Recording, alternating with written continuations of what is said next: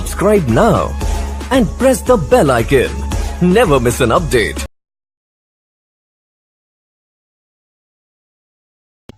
मरकुस की इंजील बाब 13। जब वह हैकल से बाहर जा रहा था तो उसके शागिर्दों में से एक ने उससे कहा, ए उस्ताद, देखिए कैसे कैसे पत्थर और कैसी कैसी इमारतें हैं। यीशु ने उससे कहा, तू इन बड़ी बड़ी इमारतों को देखता है? यहाँ किसी पत्थर पर पत्थर बाकी न रहेगा जो गिराया न जाए।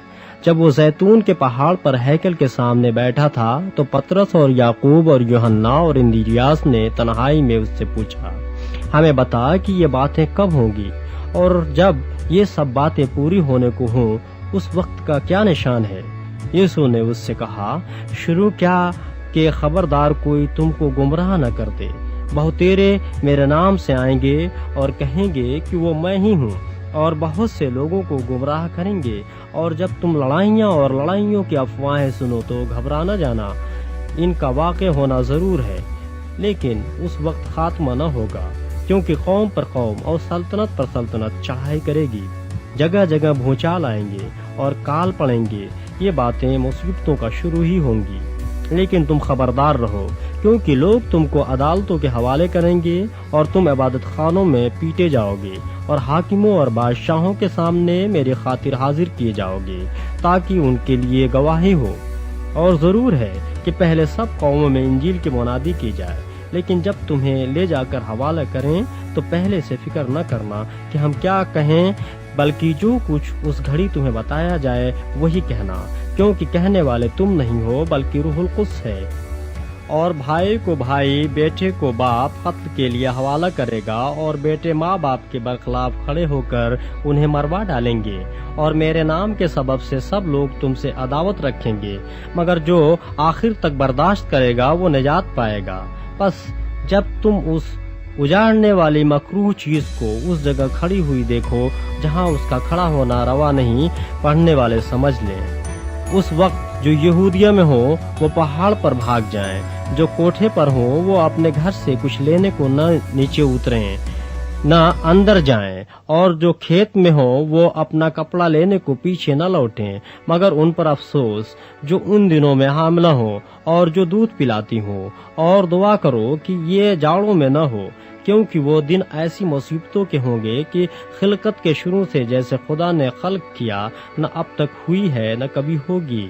और अगर खुदाबंद उन दिनों को न घटाता तो कोई बशर न बचता, मगर उन बुरगजीदों की खातिर जिनको उसने चुना है उन दिनों को घटाया।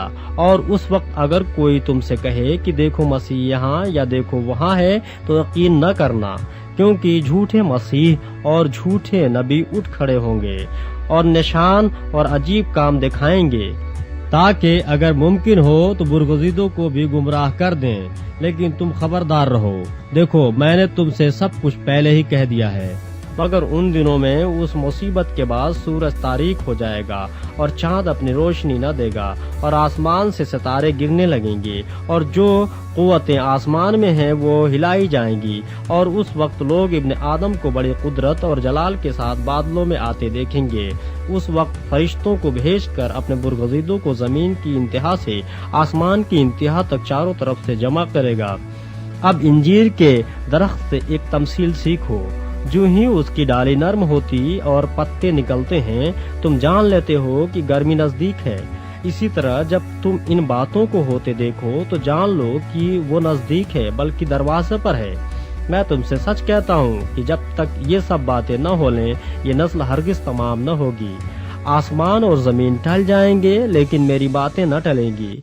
लेकिन उस दिन या उस घड़ी की बाबत कोई नहीं जानता, न आसमान के फरिश्ते न बेटा मगर बाप।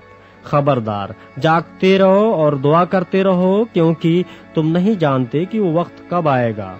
ये उस आदमी का सा हाल है जो परदेश गया हुआ है और उसने घर से रुखसत होते वक्त अपने नौकरों को अख्तियार दिया, यानी हर एक को उसका काम बता दिया और दरबान को हुक्म दिया कि जागता रहे। बस जागते रहो, क्योंकि तुम नहीं जानते कि घर का मालिक कब आएगा, शाम को या आधी रात को या मुर्ग के बांग देते वक्त या सुबह को। ऐसा न हो कि अचानक आकर वो तुमको सोते पाए। और जो मैं तुमसे कहता हूँ वही सबसे कहता हूँ कि जागते रहो। اگر آپ نے ابھی تک ہمارا چینل سبسکرائب نہیں کیا تو ابھی سبسکرائب کریں اور بیل آئیکن کو کلک کر کے ہماری لیٹسٹ ویڈیوز کے بارے میں اپڈیٹ جانیں. سبسکرائب کیجئے.